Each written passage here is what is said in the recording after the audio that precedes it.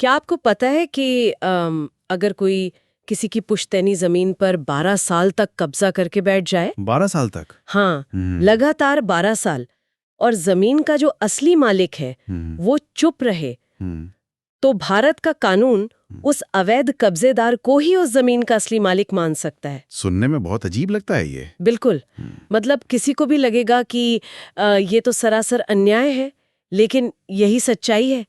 तो आज की इस विस्तृत चर्चा में हम इसी सच्चाई की गहराई में उतरने वाले हैं। ये बहुत ही जमीनी और काफी गंभीर विषय है ना? क्योंकि जब भी पुश्तैनी जमीन या प्लॉट पर कब्जे की बात आती है तो लोगों का खून खौल उठता है। ऐसा लगता है जैसे बस अब लाठी उठानी है या किसी बाहुबली को बुलाकर मामला सुलझा लेना है। हाँ, अक्सर पहली प्रतिक्रिया क्रोध और हताशा की ही होती है। जी। लोग रातों रात खुद ही न्याय करने निकल पड़ते हैं। जो कि असल जिंदगी में किसी एक्शन फिल्म की तरह काम नहीं करता। एकदम सही कहा आपने। और यहीं उनसे सबसे बड़ी गलती हो जाती है, क्योंकि जो कानूनी लड़ाई है वो भावनाओं के आधार पर नहीं लड़ी जाती। अदालत को तो सबूत चाहिए होते हैं। बिल्कुल। अदालत को इस बात से कोई फर्क नहीं पड़ता कि कौन कितना परेशान है या कौन कितना रो रहा है। वो सिर्फ एक ही भाषा समझती है, और वो है ठोस प्रमाणों की भाषा। जानकारी और धैर्य ही इस लड़ाई में असली हथियार हैं। तो आज का हमारा मिशन भी यही है कि अवैध कब्जे को गुस्से या हिंसा से नहीं, बल्कि कानून और कागजी युद्ध के जरिए कैसे जीता जाए ये समझें। हाँ, कागजी युद्ध, ये बहुत सही शब्द इस्तेमाल किया आपने। तो इस पूरी रिसर्च को देखते हुए एक बात तो साफ है कि इस लड़ाई में असली हथियार बंदूकें नहीं, कागज है। लेकिन सवाल ये है कि कौन से कागज?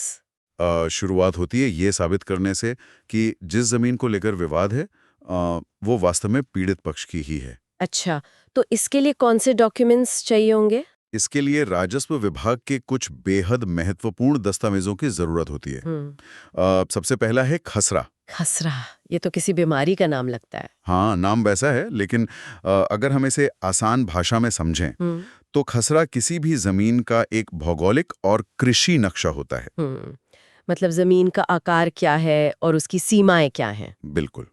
और वर्तमान में वहाँ कौन सी फसल उगाई जा रही है या वो खाली पड़ी है, ये सब खसरे में दर्ज होता है। अच्छा, और एक शब्द जो बार बार सुनने को मिलता है वो है खतौनी। खसरा और खतौनी अक्सर लोग एक साथ बोलते हैं। हाँ, खतौनी दरअसल ओनरशिप या स्वामित्व का मुख्य लेजर है। इसे एक तरह से जमीन का बैंक स्टेटमेंट मान लीजिए आप। बैंक स्टेटमेंट, समझ गई। खतौनी ये प्रमाणित करती है कि सरकारी राजस्व रिकॉर्ड में उस जमीन का असली मालिक कौन है। इसके अलावा जब बात पुश्तैनी जमीन की आती है, मतलब जो दादा परदादा के नाम पर होती है। जी हाँ, मान लीजिए जमीन आज भी दादा या परदादा के नाम पर ही चल रही है, तो वहाँ वंशावली यानी फैमिली ट्री की भूमिका सबसे अहम हो जाती है, ताकि पता चले कि असली वारिस कौन है। एकदम। वर्तमान पीढ़ी को अपना अधिकार सिद्ध करने के लिए एक प्रमाणित वंशावली पेश करनी ही होती है, ताकि अदालत देख सके कि संपत्ति का ट्रांसफर किस क्रम में हुआ है। तो ये सारे दस्तावेज तो एक तरह से जमीन के डिजिटल डीएनए टेस्ट की तरह हो गए, जो बिल्कुल सटीक रूप से बता सकते हैं कि वारिस कौन है। बहुत अच्छी तुलना है ये, डिजिटल डीएनए। और आज के समय में तो ये सब ऑनलाइन हो गया है, जैसे उत्तर प्रदेश का भूलेख पोर्टल है या भूनक्शा है। हाँ, अब तो कोई भी व्यक्ति दुनिया के किसी भी कोने में बैठकर अपने मोबाइल पर अपना खसरा खतौनी चेक कर सकता है। लेकिन यहाँ मेरे मन में एक बड़ा सवाल आ रहा है। जी बताइए।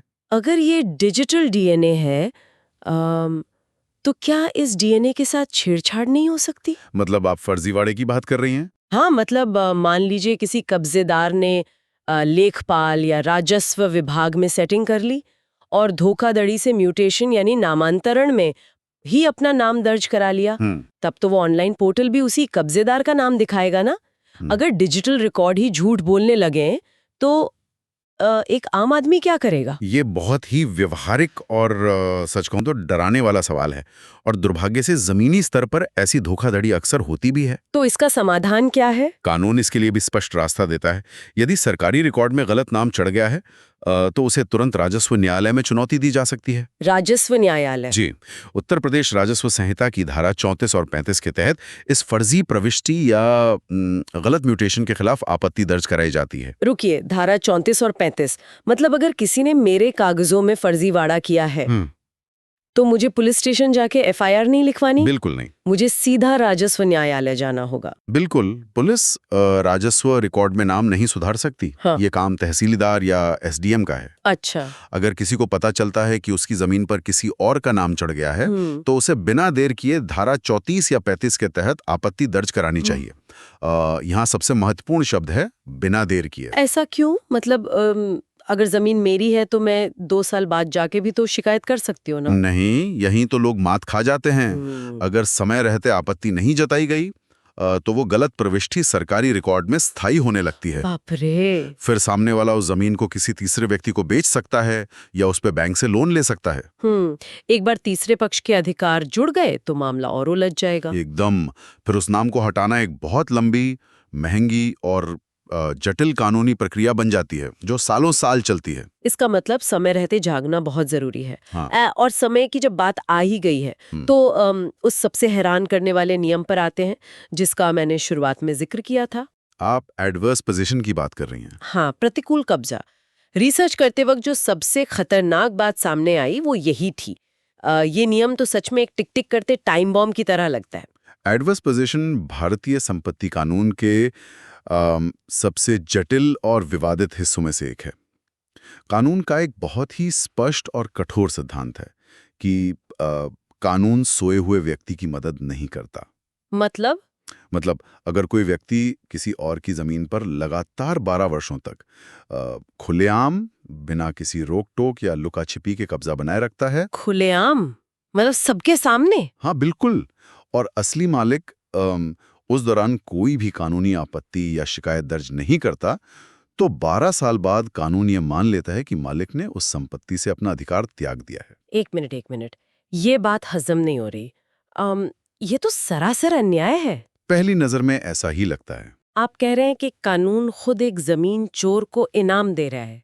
मान लीजिए कोई इंसान किसी दूसरे शहर में नौकरी कर रहा है या विदेश में है और पीछे से किसी ने उसके खाली प्लॉट पर कब्जा कर लिया तो क्या 12 साल बाद वो प्लॉट उसी कब्जेदार का हो जाएगा? ये तो गलत काम को कानूनी मान्यता देने जैसी बात हो गई। मैं आपकी हैरानी समझ सकता हूँ। हर किसी को यही लगता है कि ये नियम गलत है, लेकिन अगर हम इसके पीछे के कानूनी दर्शन को समझें और अर्थव्यवस्था के नजरिए को देखें तो इसका एक तार्किक कारण है। वो तार्किक कारण क्या हो सकता है? मुझे तो कोई लॉजिक नहीं दिख रहा है इसमें। कारण ये है कि समाज और देश की अर्थव्यवस्था के लिए जमीन एक बहुत ही सीमित और मूल्यवान संसाधन है। कानून ये नहीं चाहता कि संपत्ति को अनिश्चित काल तक लावारिस या अनुत्पादक छोड़ दिया जाए। अच्छा। अगर कोई जमीन है तो उसका उपयोग होना चाहिए। विवादों की एक समय सीमा होनी ही चाहिए।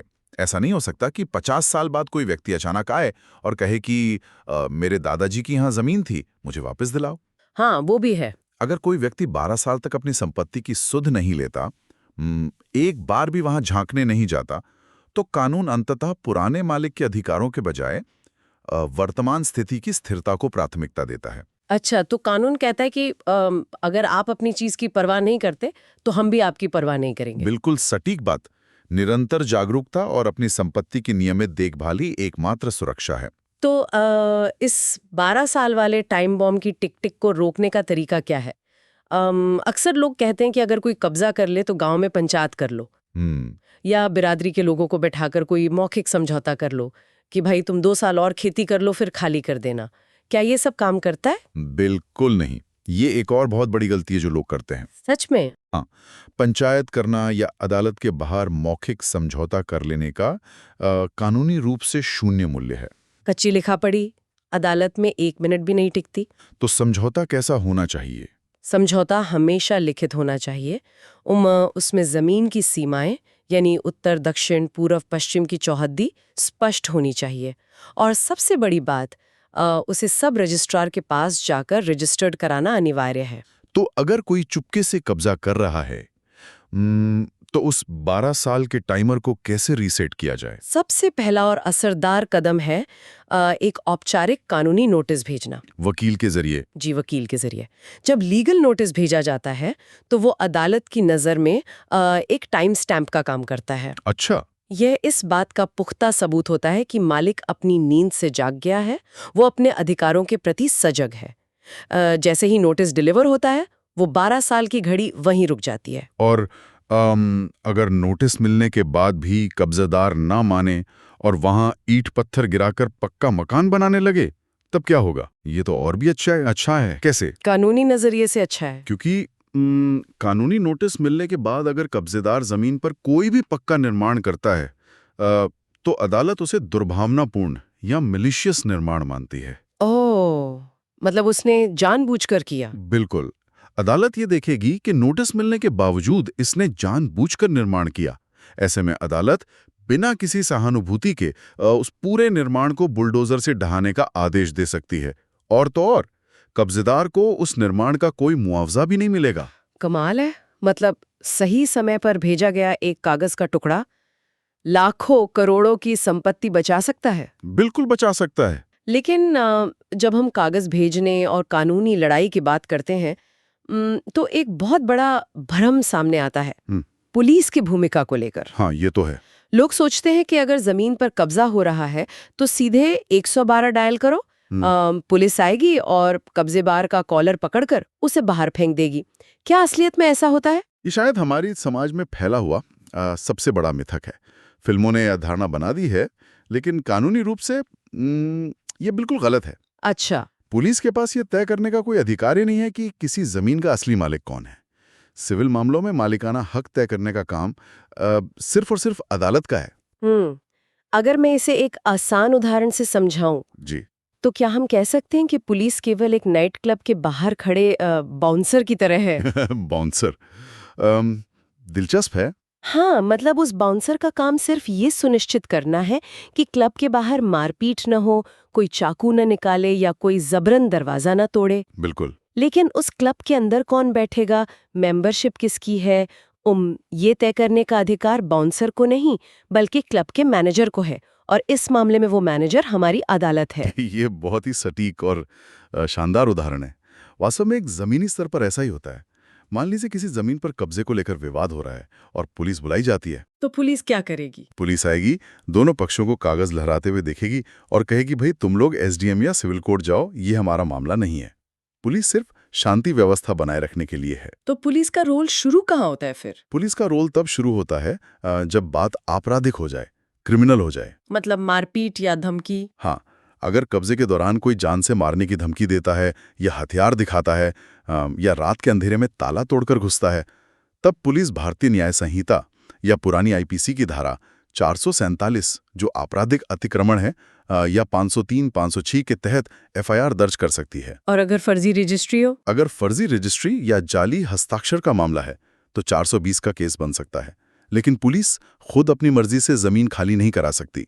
वो तभी ऐसा करेगी जब अदालत का स्पष्ट आदेश हो और पुलिस को उसे एग्जीक्यूट कराने का निर्देश मिला हो। समझ गई। यानी असली मैनेजर अदालत ही है। लेकिन यहाँ एक और पेच है। वो क्या?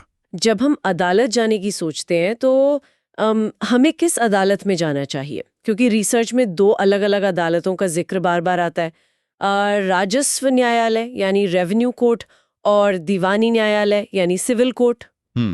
ये पूरी प्रक्रिया का सबसे टेक्निकल और जरूरी हिस्सा है। हाँ, तो एक आम इंसान कैसे तय करे कि उसे कहाँ जाना है? गलत दरवाजा खटखटाने से सालों बर्बाद हो सकते हैं। इन दोनों के बीच का अंतर समझना बहुत जरूरी है। जो राजस्व न्यायालय है, जो तहसीलदार या एसडीएम के अधीन काम करता है, वो मुख्य रूप से जमीन की सीमाओं, पैमाइश और कृषि रिकॉर्ड से जुड़े विवाद देखता है। अच्छा। ये प्रक्रिया अपेक्षाकृत बहुत तेज और सस्ती होती है। उत्तर प्रदेश जैसे राज्यों में कई मामलों में इसका लक्ष्य 90 दिनों के भीतर फैसला देने का होता है। मतलब अगर मामला सिर्फ इस बात का है कि पड़ोसी ने खेत की मेड़ 2 फीट मेरी तरफ खिसका ली है, तो मुझे सीधा राजस्व न्यायालय जाना चाहिए। बिल्कुल सही। उत्तर प्रदेश रेवेन्यू कोड 2006 की धारा 24 का उपयोग यही होता है।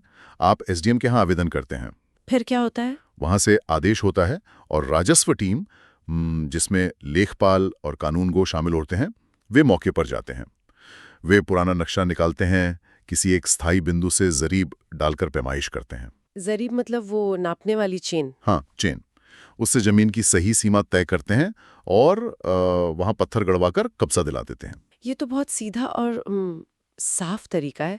फिर लोग दीवानी न्यायालय या सिविल कोर्ट क्यों जाते हैं, जो इतना लंबा और महंगा होता है? सिविल कोर्ट तब जाना पड़ता है जब मामला सिर्फ सीमा का ना होकर मालिकाना हक या टाइटल का हो। ओहो, मालिकाना हक। जी, मान लीजिए सामने वाला कह रहा है कि ये जमीन मैंने तुम्हारे चाचा से खरीदी थी, ये रही मेरी रजिस्ट्री। अब वो रजिस्ट्री असली है या फर्जी, चाचा को बेचने का हक था या नहीं, ये सब तहसीलदार तय नहीं कर सकता? बिल्कुल नहीं। ये अधिकार सिर्फ सिविल जज के पास है। इसके अलावा अगर कब्जेदार ने जमीन पर रातों रात ईंटें गिरा दी हैं और घर बनाना शुरू कर दिया है, तो उसे तुरंत रोकने के लिए जो स्टे ऑर्डर या निषेधाज्ञा मिलती है, वो भी सिविल कोर्ट ही दे सकता है। अच्छा, तो अगर मैं इसका एक सही क्रम बनाऊं, तो ये सीढ़ी कैसे चढ़नी चाहिए? सबसे पहले गांव के लेखपाल या पटवारी को लिखित शिकायत दें। अगर वहां से समाधान न निकले तो तहसील स्तर पर एसडीएम या तहसीलदार के पास धारा 67 जो सरकारी जमीन पर कब्जे के लिए है या धारा 24 सीमांकन के तहत जाएं। और अगर तहसील में भी कोई ना सुने तो जिलाधिकारी यानी डीएम कार्यालय में या जन सुनवाई पोर्टल पर शिकायत दर्ज करें। और अंत में अगर मामला मालिकाना हक का उलट जाए, स्टे ऑर्डर चाहिए हो, तब एक अच्छे वकील के माध्यम से सिविल कोर्ट का रुख करें। ये एकदम स्पष्ट सीढ़ी है। लेकिन इन सब में एक स्थिति ऐसी है जो शायद सबसे ज्यादा जटिल होती है। अक्सर दुश्मन कोई बाहरी व्यक्ति नहीं बल्कि घर का ही होता है। पारिवारिक विवाद। हाँ, चाचा, ताऊ या भाई। पुश्तैनी जमीन में बिना बंटवारे के रहना कितना बड़ा खतरा है? ये भारत के संयुक्त परिवारों की सबसे बड़ी कड़वी सच्चाई है। लोग पीढ़ियों तक एक साथ रहते हैं, पुश्तैनी जमीन एक ही होती है, लेकिन उसका कोई आधिकारिक बंटवारा नहीं होता। रिकॉर्ड में तो परदादा का ही नाम चल रहा होता है, या फिर सभी वारिसों के नाम एक साथ दर्ज होते हैं, ये तय किए बिना कि कौन सा हिस्सा किसका है। तो अगर मैं इसे फिर से एक उदाहरण से समझूं, तो क्या बिना बंटवारे वाली पुश्तैनी जमीन एक जॉइंट बैंक अकाउंट की तरह है? हाँ, कह सकते हैं। जिसमें 4 लोगों का नाम है, लेकिन ये नहीं पता कि उस अकाउंट में रखे 100 रुपयों में से किसके 25 रुपए कौन से वाले हैं। एकदम सही। और इसी जॉइंट अकाउंट का फायदा अवैध कब्जेदार उठाते हैं। मान लीजिए 4 भाइयों की जमीन सड़क के किनारे है। एक भाई की नीयत खराब होती है और वो किसी बाहरी व्यक्ति को अपना हिस्सा बेच देता है। तो वो अपना हिस्सा सड़क के किनारे वाला दे देगा? बिल्कुल। वो कागज पर अपना हिस्सा बेचता है और भौतिक रूप से उस बाहरी व्यक्ति को सड़क के किनारे वाली सबसे कीमती जमीन पर कब्जा दे देता है। अब बाकी 3 भाई सिर पीटते रहते हैं। बाप रे! तो इस स्थिति से बचने का क्या उपाय है? सबसे ठोस उपाय है सिविल कोर्ट में पार्टीशन सूट यानी बंटवारावाद दाखिल करना। अक्सर लोग सोचते हैं कि परिवार में क्यों मुकदमा करना, लेकिन बंटवारावाद कोई दुश्मनी नहीं है, ये एक स्पष्टता है। मतलब सब कुछ क्लियर हो जाता है। जी। इसके जरिए अदालत कानूनी रूप से तय कर देती है कि उत्तर दिशा वाला हिस्सा बड़े भाई का है, दक्षिण वाला छोटे का है। एक बार बंटवारा कानूनी रूप से दर्ज हो गया तो कोई भी दूसरा आपके हिस्से को न तो बेच सकता है और न ही उस पर कोई बाहरी व्यक्ति कब्जा कर सकता है। ये बहुत महत्वपूर्ण जानकारी है। पारिवारिक विवादों से जुड़ी एक और स्थिति है जो बहुत भावुक और तकलीफदेह होती है। बुजुर्गों के मामले। हाँ, जब परिवार के बुजुर्गों के जीवन भर की कमाई हुई संपत्ति पर उनके ही बच्चों, बहुओं या रिश्तेदारों द्वारा कब्जा कर लिया जाता है। ये बहुत दुखद होता है। लोग बुजुर्गों से प्यार से गिफ्ट डीड लिखवा लेते हैं और फिर उन्हें घर के एक कमरे में सीमित कर देते हैं या निकाल देते हैं। क्या ऐसे 75-80 साल के कमजोर बुजुर्गों को भी उसी लंबी दीवानी अदालत की प्रक्रिया से गुजरना होगा? वे बेचारे तो कचहरी के धक्के खा ही नहीं सकते। ये एक बेहद संवेदनशील स्थिति है और कानून ने इस दर्द को समझा है। ऐसे मामलों में बुजुर्गों को सिविल कोर्ट के लंबे चक्कर काटने की बिल्कुल जरूरत नहीं है। अच्छा। यहीं पर कानून एक ब्रह्मास्त्र प्रदान करता है। सीनियर सिटीजन एक्ट 2007, माता पिता एवं वरिष्ठ नागरिक भरण पोषण अधिनियम। ये बुजुर्गों के लिए एक ढाल है। ये काम कैसे करता है? मतलब इसमें क्या ताकत है? इसके तहत हर जिले में एक एसडीएम ट्रिब्यूनल होता है। जी। बुजुर्गों को बस वहाँ एक सामान्य सी शिकायत देनी होती है। इस ट्रिब्यूनल की ताकत इतनी है कि वो बच्चों को सम्मन भेजकर बुला सकता है। अगर ये साबित होता है कि बच्चों ने देखभाल के वादे पर संपत्ति अपने नाम कराई थी और अब वे बुजुर्ग को परेशान कर रहे हैं, जी। तो एसडीएम को ये अधिकार है कि वो उस संपत्ति से बच्चों को तुरंत बेदखल कर दे, पुलिस भेजकर घर खाली करवा दे। और अगर प्रॉपर्टी बच्चों के नाम ट्रांसफर हो चुकी है तब तो कुछ नहीं कर सकते होंगे? नहीं, यहाँ तक कि अगर बुजुर्ग ने कोई गिफ्ट डीड या वसीयत बच्चों के नाम कर भी दी है, तो ट्रिब्यूनल उस पूरी ट्रांसफर डीड को रद्द कर सकता है और संपत्ति वापस बुजुर्ग के नाम कर सकता है। सच में? जी, ये एक फास्ट ट्रैक प्रक्रिया है जिसमें वकीलों की भारी भरकम फीस भी नहीं लगती। ये वाकई एक बहुत बड़ी राहत है।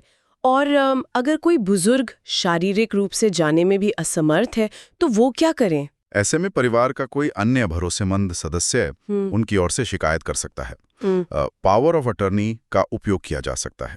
और कोई हेल्पलाइन वगैरह भी है क्या? बिल्कुल, पूरे देश में 14567 यानी 14567 जैसी एल्डर लाइन काम कर रही है। वे लोग घर आकर मदद करते हैं और हर जिले में जिला विधिक सेवा प्राधिकरण होता है, जहां से बुजुर्गों को एकदम मुफ्त कानूनी सहायता भी मिलती है। व्यवस्था हर कदम पर मदद के लिए तैयार है, बस लोगों को पता होना चाहिए। लेकिन इन सब के बीच एक ऐसा जोखिम भी है जो सीधे सरकार से जुड़ा है। अक्सर लोग जिस जमीन के लिए आपस में लड़ रहे होते हैं वो असल में उनकी होती नहीं है। हाँ, ये एक बहुत बड़ा झटका होता है। कई बार लोग 2 पीढ़ियों से जिस खाली प्लॉट या जोहड़ के किनारे की जमीन को अपनी मानकर सिविल कोर्ट में लाखों रुपए खर्च करके केस लड़ रहे होते हैं, वो राजस्व रिकॉर्ड में असल में ग्राम सबाज, चरागा या नजूल यानी सरकारी जमीन होती है। तो अगर जांच में या पैमाइश में ये साबित हो जाए कि वो जमीन तो ग्राम सभा की है, तब क्या होगा? क्या सरकार उसे भी किसी प्राइवेट पार्टी को दे देगी? बिल्कुल नहीं। सुप्रीम कोर्ट का एक बहुत ही ऐतिहासिक और सख्त फैसला है साल 2011 का, जगपाल सिंह बनाम पंजाब राज्य मामला। इसमें क्या हुआ था? इस फैसले ने पूरे देश में तहलका मचा दिया था। सुप्रीम कोर्ट ने स्पष्ट कर दिया कि ग्राम सभा या सार्वजनिक उपयोग की जमीन पर किसी भी व्यक्ति का अवैध कब्जा नियमित या रेगुलराइज नहीं किया जा सकता। इसका मतलब अगर जमीन सरकारी निकली तो दोनों लड़ने वालों का पत्ता साफ। उत्तर प्रदेश राजस्व संहिता की धारा 67 के तहत निजी पक्ष का मुकदमा तुरंत खारिज हो जाएगा और तहसीलदार बेदखली का आदेश पारित करके सरकार का कब्जा वापस ले लेगा। इसलिए अदालत जाने से पहले चेक करना जरूरी है। बिल्कुल, अदालत जाने से पहले या जमीन खरीदने से पहले भूलेख पर यह जरूर चेक कर लेना चाहिए कि वो श्रेणी 1 यानी कृषि भूमि है या श्रेणी 6 यानी सार्वजनिक भूमि। इन कानूनी बारीकियों के अलावा कुछ अदालती फैसलों का जिक्र भी मिलता है जिन्होंने राजस्व अधिकारियों की मनमानी पर लगाम लगाई है, जैसे इलाहाबाद हाईकोर्ट के मीना देवी और राम कुमार के मामले। ये क्यों खास है? ये फैसले इसलिए बहुत महत्वपूर्ण हैं क्योंकि ये सिस्टम की एक बहुत बड़ी खामी को दूर करते हैं। वो खामी क्या थी? अक्सर देखा गया था कि एसडीएम या तहसीलदार धारा 24 के तहत अपने ऑफिस में बैठे बैठे कागजों पर आदेश पारित कर देते थे कि कब्जा हटा दिया जाए, लेकिन जमीन पर कोई बदलाव नहीं होता था। कब्जेदार मजे से वही बैठा रहता था। मतलब सिर्फ कागजी कार्रवाई। हाँ, इन फैसलों में हाईकोर्ट ने प्रशासन को फटकार लगाई और स्पष्ट निर्देश दिया कि केवल कागजी आदेश पारित करना काफी नहीं है। तो क्या करना होगा? फिजिकल डिमार्केशन यानी मौके पर जाकर सीमांकन करना, पत्थर गाड़ना और पुलिस बल की मौजूदगी में वास्तविक रूप से कब्जा मुक्त कराकर असली मालिक को फिजिकल पोजीशन सौंपना राजस्व अधिकारियों की जिम्मेदारी है। मतलब न्याय सिर्फ फाइलों में दफन नहीं रहना चाहिए, वो जमीन पर दिखना चाहिए। और एक पुराना फैसला भी है 1978 का जयदत्त मामला। हाँ, वो फैसला इस बात को स्थापित करता है कि सिर्फ लंबे समय तक किसी जगह पर अवैध रूप से बैठे रहने से किसी को किराएदारी या मालिकाना अधिकार नहीं मिल जाते, जब तक कि वो एडवर्स पोजेशन न हो। बिल्कुल, जब तक कि वो एडवर्स पोजेशन के बहुत ही कड़े नियमों को पूरा न करता हो। अगर कब्जा अवैध है तो वो अवैध ही रहेगा, बशर्ते मालिक ने समय रहते कानूनी प्रक्रिया का पालन किया हो। तो आज की इस पूरी चर्चा को अगर हम समेटें तो ये बात शीशे की तरह साफ हो जाती है कि अवैध कब्जे से मुक्ति बाहुबल, गुंडों या रातों रात दीवारें गिरा देने से नहीं मिल सकती। बिल्कुल नहीं। अगर कोई खुद कानून हाथ में लेता है तो उल्टा उस पर ही आपराधिक मुकदमा दर्ज हो सकता है और वो जेल जा सकता है। ये लड़ाई ठंडे दिमाग और धैर्य की है, पुख्ता दस्तावेजों जैसे खसरा खतौनी और रजिस्ट्री को अपडेट रखने की है, और सबसे जरूरी बात सही फोरम के चुनाव और समय पर की गई कार्रवाई की है। हाँ। पुलिस बाउंसर है, असली मैनेजर अदालत है। राजस्व या सिविल न्यायालय में कब और कैसे जाना है, और 12 साल के उस टाइम बॉम्ब को कानूनी नोटिस से कैसे रोकना है, इसकी समझ ही आपकी जीत का आधार बनती है। बिल्कुल। अक्सर लोग सोचते हैं कि पुश्तैनी जमीन है, गांव में पड़ी है, कोई क्या ही कर लेगा। लेकिन आज की ये जानकारी सिर्फ एक कानूनी पाठ नहीं है, बल्कि ये एक ढाल है। एकदम सही। ये हम सबको सोचने पर मजबूर करती है कि क्या हमारे घर के पुराने कागजात सुरक्षित हैं? क्या वे ऑनलाइन भूलेख पोर्टल पर हमारे ही नाम से अपडेटेड है? क्या पुश्तैनी जमीन का बंटवारा कानूनी रूप से दर्ज है? क्योंकि अंततः जागरूकता ही सबसे बड़ा बचाव है। जी बिल्कुल। और इस डीप डाइव को समाप्त करते हुए मेरे दिमाग में बहुत ही रोचक विचार आ रहा है। आज हमने उस प्रतिकूल कब्जे या एडवर्स पोजेशन के 12 साल वाले नियम पर इतनी लंबी चर्चा की, जो पूरी तरह से इस बात पर निर्भर करता है कि किसी का जमीन पर कब्जा खुले आम था और असली मालिक उससे अनजान था। लेकिन जरा सोचिए, भविष्य बहुत तेजी से बदल रहा है। आने वाले सालों में जब सैटेलाइट इमेजरी, ड्रोन मैपिंग और ब्लॉकचेन आधारित डिजिटल टाइम स्टैंपिंग की तकनीक इतनी उन्नत हो जाएगी कि हर इंच जमीन पर 24 घंटे हर दिन की सटीक नजर रखी जा सकेगी। हाँ, तकनीक तो बदल ही रही है। तो तब क्या अदालत में कोई ये दलील दे पाएगा कि किसी को पता चले बिना 12 साल तक कब्जा कर लिया गया? क्या तकनीक के इस अभूतपूर्व दौर में ये एडवर्स पोजेशन का पूरा कानूनी कॉन्सेप्ट ही इतिहास के पन्नों में हमेशा के लिए दफन नहीं हो जाएगा? इस पर विचार जरूर कीजिएगा।